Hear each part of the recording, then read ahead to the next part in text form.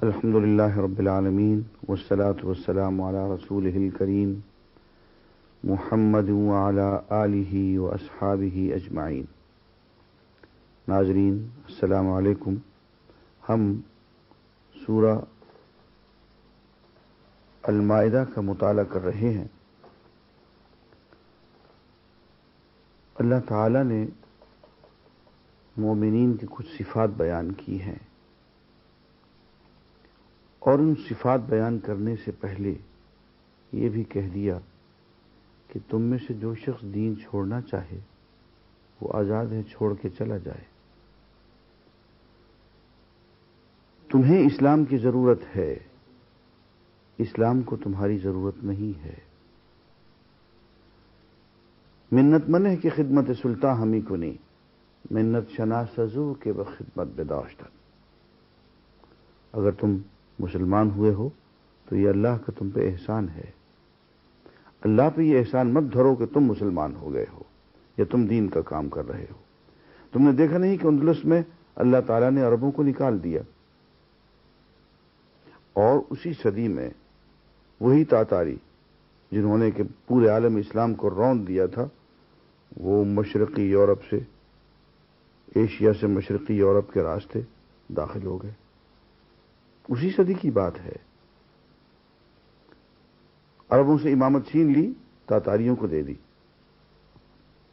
ہے ایاں فتنہ تاتار کے افسانے سے، پاسباں مل گئے کعبے کو صنم خانے سے۔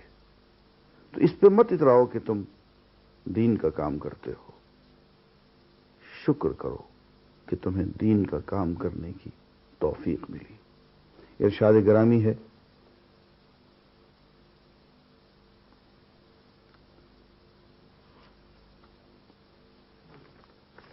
یا ایھا الذین آمنوا من یرتد منکم عن دینہ۔ یہ المائدہ کی آیت نمبر 54 ہے۔ اے لوگوں جو ایمان لائے ہو، اگر تم میں سے کوئی اپنے دین سے پھرتا ہے تو پھر جائے۔ اللہ اور بہت سے لوگ ایسے پیدا کر دے گا جو اللہ کو محبوب ہوں گے، اور اللہ ان کو محبوب ہوگا۔ یحبہم ویحبونہ، اللہ ان سے محبت کرے گا، وہ اللہ سے محبت کریں گے۔ جو مومنوں پر نرم اور کفار پر سخت ہوں گے۔ ایسا نہیں ہے کہ آپس میں سر پھٹول ہو رہی ہے، آپس میں ایک دوسرے پہ سخت ہے اور کفار کے مقابلے میں سب پانی پانی نہیں۔ فرمایا اذلۃ علی المؤمنین اعزۃ علی الکافرین، مومنوں پر نرم اور کفار پر سخت۔ سخت سے مرادی ہے کہ بہادر، جو اللہ کی راہ میں جدوجہد کریں گے اور کسی ملامت کرنے والے کی ملامت سے نہ ڈریں گے۔ یہ اللہ کا فضل ہے، جسے چاہتا ہے عطا کرتا ہے۔ اللہ وسیع ذرائع کا مالک ہے اور سب کچھ جانتا ہے۔ اس آیت میں اصل میں اہل ایمان کی 6 صفات بیان کی گئی۔ پہلے تو اللہ تعالیٰ نے اپنی بے نیازی کا اظہار فرمایا کہ میاں تمہیں دین نہیں چاہیے تو جاؤ، راستہ ناپو، ہمیں مخلص لوگ چاہیے۔ جیسے کہ شروع میں کہ یا ایھا الذین آمنوا ادخلوا فی السلم کافہ، اے وہ لوگ جو ایمان لائے ہو، دین میں پورے کے پورے داخل ہو جاؤ۔ مسلمان رہنا ہے تو ٹھیک سے مسلمان بنو، آدھے تیتر آدھے بٹیر والی بات نہیں چلے گی۔ فرمایا نہیں چاہیے تو ایک طرف ہٹو، راستہ ناپو، پھر ہم تمہاری بجائے ایسے لوگوں کو لے آئیں گے، دین کی امامت ایسے لوگوں کو دیں گے جن میں یہ صفات ہوں گی، یحبہم ویحبونہ، وہ اللہ ان سے محبت کرے گا، وہ اللہ سے محبت کریں گے، آپس میں نرم خو ہوں گے۔ ہاں، ان کی قوت، ان کی بہادری کا سکہ کفار بھی محسوس کریں گے، اور پھر زندگی اس جد و جہد میں گزاریں گے کہ اللہ کے دین کو سیکھنا ہے، سکھانا ہے، نافذ اپنے اوپر بھی کرنا ہے اور دنیا پہ بھی کرنا ہے۔ اور اس معاملے میں کسی ملامت گر کی ملامت کی پرواہ نہیں کریں گے، اس لیے کہ ان کا معاملہ سیدھا اللہ کے ساتھ ہوگا۔ انہیں اگر خوف ہوگا، لحاظ ہوگا تو اللہ کا ہوگا۔ اس معاملے میں اس بات کی پرواہ نہیں کریں گے کہ فلاں کیا کہتا ہے اور فلاں کیا کہتا ہے۔ اور آگے چل کے اللہ تعالی خطاب میں بنی اسرائیل سے ایک بات کہتے ہیں، اے کاش یہی بات ہمارے دل میں بھی اتر جاتی۔ فرماتے ہیں کہ یا قل یا اہل الکتاب لستم علی شیء، ان سے کہہ دیجئے کہ اے اہل کتاب تمہاری کوئی حیثیت نہیں ہے، تم ہرگز کسی اصل پر نہیں ہو جب تک کہ تم تورات اور انجیل اور اس کتاب کو جو کہ تمہاری طرف نازل کی گئی ہے نافذ نہ کر دو، قائم نہ کر دو۔ بات یہ ہے کہ یہ کتاب قرآن مجید تمام سابقہ کتابوں کا نچوڑ ہے۔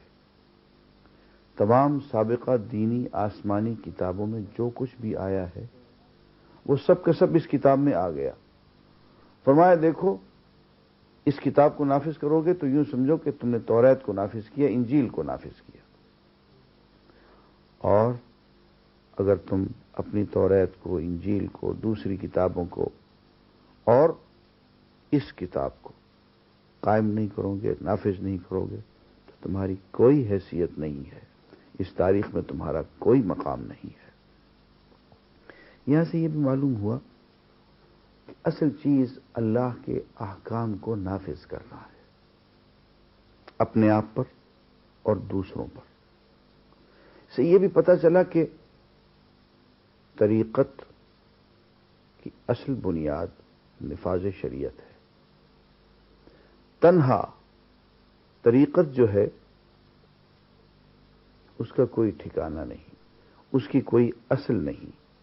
اگر اس میں تقیم التورات والانجیل والی بات نہ آئے، اس میں تورات میں، انجیل میں، قرآن میں نازل شدہ شریعت کا نفاذ اگر نہیں ہے تو کہا کہ میاں تورات کے احبار ہوں، یہود کے احبار ہوں، انجیل کے رہبان ہوں یا اسلامی دنیا کے مشائخ ہوں، تمہاری کوئی حقیقت نہیں ہے نفاذ شریعت کے بغیر۔ اور پھر نفاذ شریعت کی جب بات آئی تو پتہ چلا کہ بہت سی چیزیں ایسی ہیں جنہیں اللہ تعالی حرام قرار دے دیتے ہیں۔ فرمایا کہ اے لوگو جو ایمان لائے ہو، یہ شراب اور یہ جوئے، شراب، جوا اور یہ استھان، پانسے، یہ سب گندگی ہیں، شیطان کے کام ہیں، ان سے پرہیز کرو، امید ہے کہ تمہیں فلاح نصیب ہوگی۔ شیطان تو یہ چاہتا ہے کہ شراب اور جوئے کے ذریعے سے تمہارے درمیان دشمنی اور بغض ڈال دے اور تمہیں خدا کی یاد سے اور نماز سے روک دے۔ پھر کیا تم ان چیزوں سے باز رہو گے؟ اللہ اور اس کے رسول کی بات مانو اور باز آ جاؤ۔ لیکن اگر تم نے حکم عدولی کی تو جان لو کہ ہمارے رسول پر بس صاف صاف حکم پہنچا دینے کی ذمہ داری تھی۔ تو یہ شراب اور جوا اور یہ استھان اور یہ پانسے پھینکنا، یہ سب کام اللہ تعالیٰ نے حرام قرار دے دی، بلکہ حرام سے زیادہ سخت لفظ استعمال کیا، رجسم من گندگی ہے۔ گندگی کو حرام کہنے کی ضرورت نہیں ہوتی ہے۔ قرآن میں، حدیث میں کہیں نہیں لکھا گیا ہے کہ پیشاب پخانہ جو ہے وہ حرام ہے۔ گندگی ہے تو گندگی ہے، اس کو حرام قرار دینے کی ضرورت ہی نہیں ہے، وہ حرام سے زیادہ سخت چیز ہے۔ بعض لوگ بیوقوفی میں آ کے ہم سے پوچھتے ہیں کہ یہ شراب کے لیے حرام کا لفظ تو استعمال نہیں ہوا ہے۔ بھائی حرام سے زیادہ سخت لفظ استعمال ہو گیا،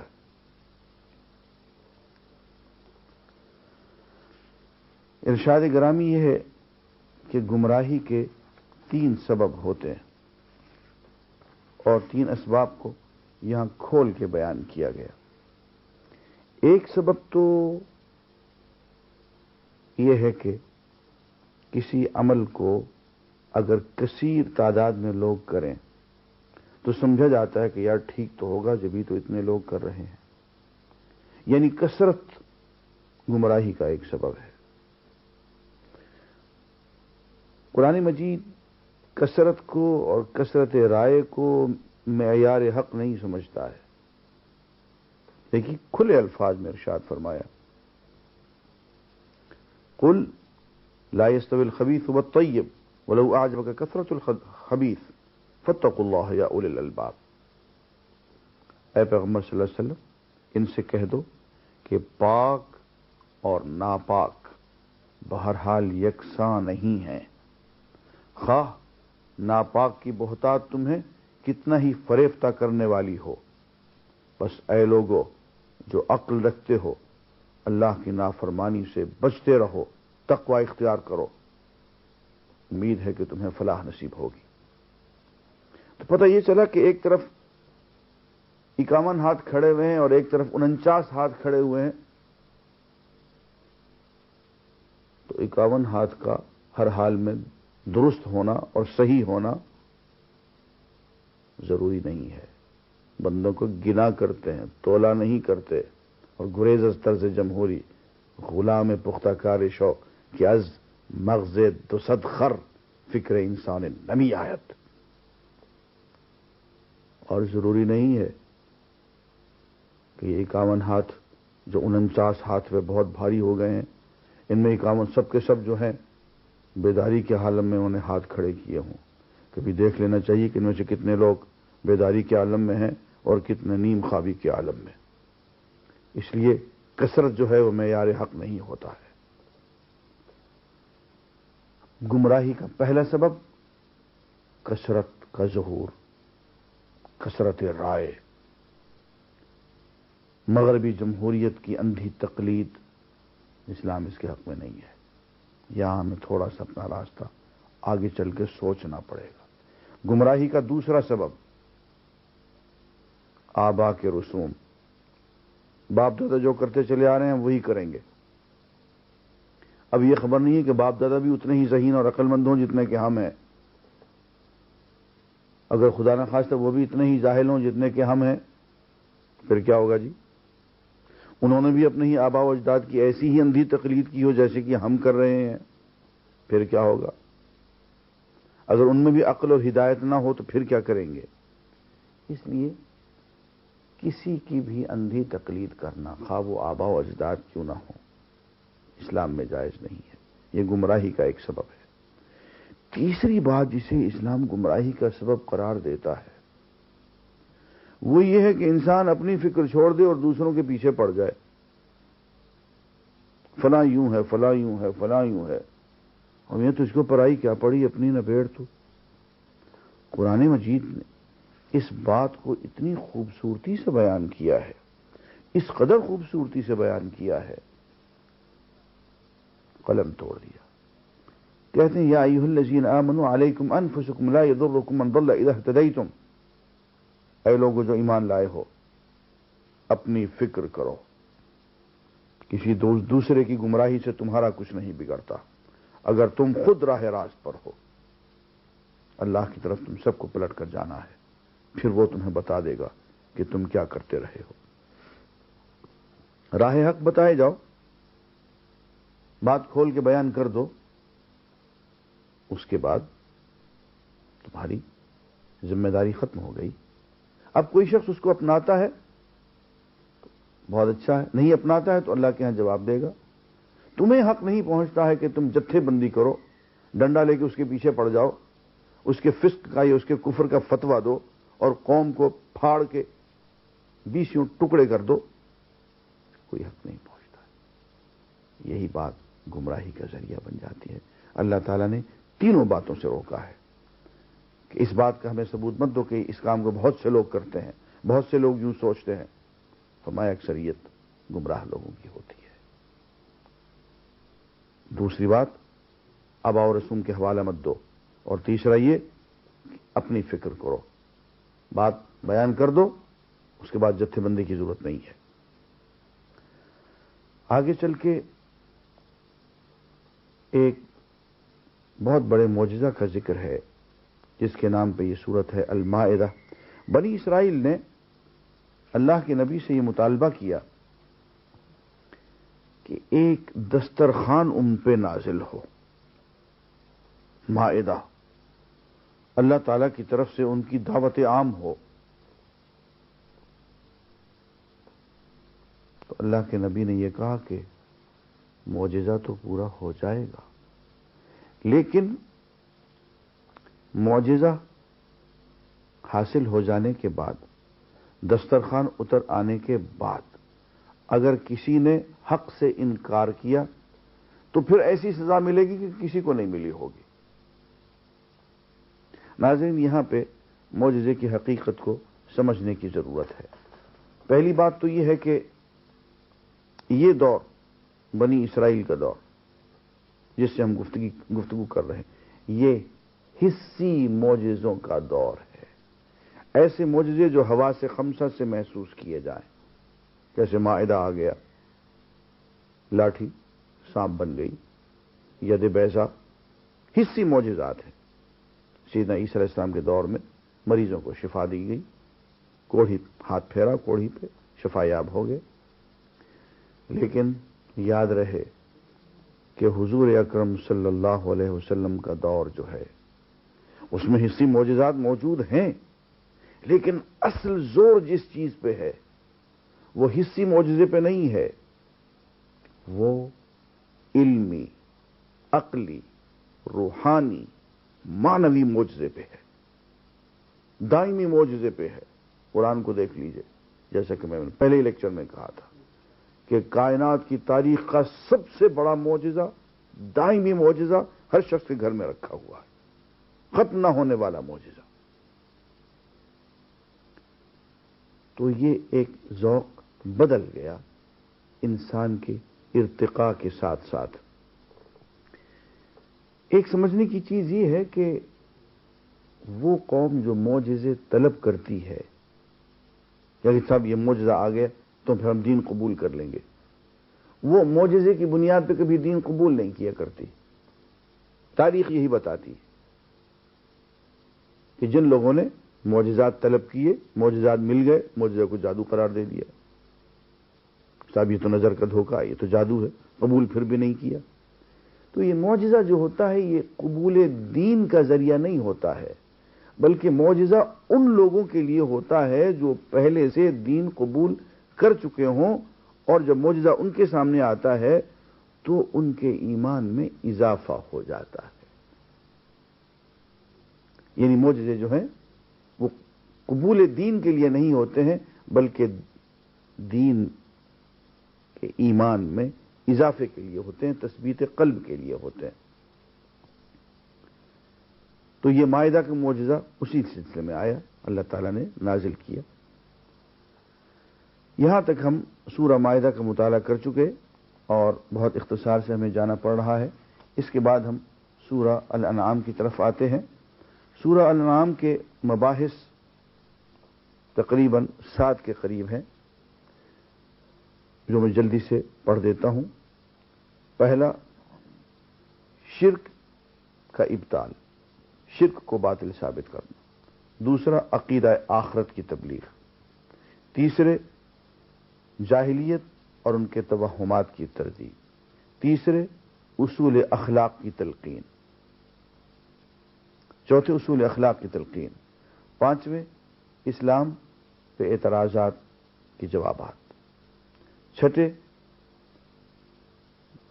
تبلیغ اور دعوت میں نتائج اور بارآور نتائج بظاہر نہ آنے کی صورت میں مسلمانوں کو تسلی۔ اور ساتویں، کہ منکرین اور مخالفین کو تنبیہ اور تحدید۔ یہ 7 مباحث ہیں سورہ انعام میں، لیکن ہم ان 7 کو بہت تیزی سے ہم سے گزرنے کی کوشش کریں گے۔ اہم چیز جو شروع میں ہمیں وہاں نظر آتی ہے آیت نمبر 3، وَهُوَ اللَّهُ فِي السَّمَاوَاتِ وَفِي الْأَرْضِ، وہی ہے اللہ جو آسمانوں میں بھی معبود ہے اور زمین میں بھی وہی معبود ہے۔ بات یہ ہے کہ انسان اگر اس کائنات کو ذرا غور سے دیکھے تو اس کو ذرے ذرے میں اللہ تعالی کی صفات کا ظہور نظر آتا ہے۔ میں دوستوں سے اپنا ایک واقعہ بیان کیا کرتا ہوں جو تقریباً نیند اور بیداری کے درمیان ہوا۔ حج کے ایام تھے، میں بالکل تیسری منزل پہ کھڑا ہوا، بیت اللہ شریف کے طواف کا منظر دیکھ رہا تھا۔ اب وہ طواف کا منظر بہت عجیب و غریب ہوتا ہے، اس سے زیادہ حسین منظر شاید مجھے کہیں اور دیکھنے میں نہ آئے۔ انسانوں کا ٹھاٹھے مارتا ہوا سمندر یوں اینٹی کلاک وائز کعبے کے گرد، کعبے کی عمارت جو ہے وہ اوول ہے اور اس کے ارد گرد یعنی بیضوی ہے، اس کے ارد گرد یوں گھڑی کی سوئی کے مخالف رخ یوں طواف ہوتا ہے بیضوی شکل میں۔ اب وہ طواف دیکھتے دیکھتے کھڑے کھڑے مجھے وہیں اونگ آ گئی، تو یوں محسوس ہوا جیسے پوری دنیا کا ہر ذرہ اسی رخ پہ اسی انداز میں طواف کر رہا ہے۔ چاند ہے تو وہ سورج کے گرد اسی انداز میں طواف کر رہا ہے، چاند ہے تو زمین کے گرد یوں طواف کر، زمین ہے تو سورج کے گرد اسی انداز میں اینٹی کلاک وائز بیضوی شکل میں، اور حتیٰ کہ ہر ذرہ کے اندر الیکٹرونز اور پروٹونز بھی اسی انداز میں حرکت کر رہے ہیں۔ پوری کائنات ایک عجیب انداز میں کسی محبوب کے گرد طواف کرتی ہوئی نظر آئی۔ تڑپتا ہے ہر ذرہ کائنات، اور اس وقت یہ آیت میرے ذہن میں آئی، وَهُوَ اللَّهُ فِي السَّمَاوَاتِ وَفِي الْأَرْضِ، ہر جگہ وہی ہے، اللہ ہے، آسمانوں میں بھی اور زمین میں بھی، اسی کی بادشاہی، اسی کی کرسی، اسی کی حکومت، اسی کا اقتدار ہر جگہ، اور ہر جگہ ہر چیز اسی کی محبت میں تڑپ رہی ہے اور اس کے گرد طواف کر رہی ہے۔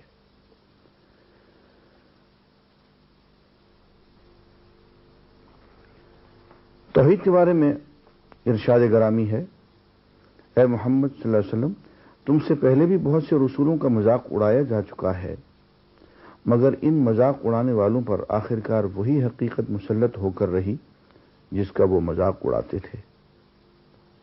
ان سے کہو ذرا زمین میں چل پھر کر دیکھو جھٹلانے والوں کا کیا انجام ہوا ہے۔ زمین میں تو فرعون کی تاریخ، نمرود کی، حامان کی، قارون کی بھری ہوئی ہے، اور فرماتے ہیں کہ والعصر، زمانے کی قسم، زمانے سے پوچھ لو، بچے بچے سے پوچھ لو، وہ بتا دے گا کہ کامیاب فرعون تھا یا موسیٰ، نمرود تھا یا ابراہیم علیہ السلام۔ تو بہرحال چل پھر کے دیکھ لو کہ جھٹلانے والوں کا کیا انجام ہوا، اور ان سے پوچھو آسمانوں اور زمین میں جو کچھ ہے وہ کس کا ہے؟ کہو سب کچھ اللہ ہی کا ہے۔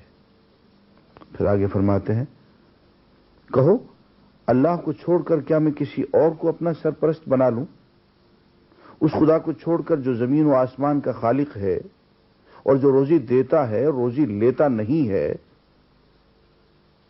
کہو مجھے تو یہی حکم دیا گیا ہے کہ سب سے پہلے میں اس کے آگے سر تسلیم خم کر دوں۔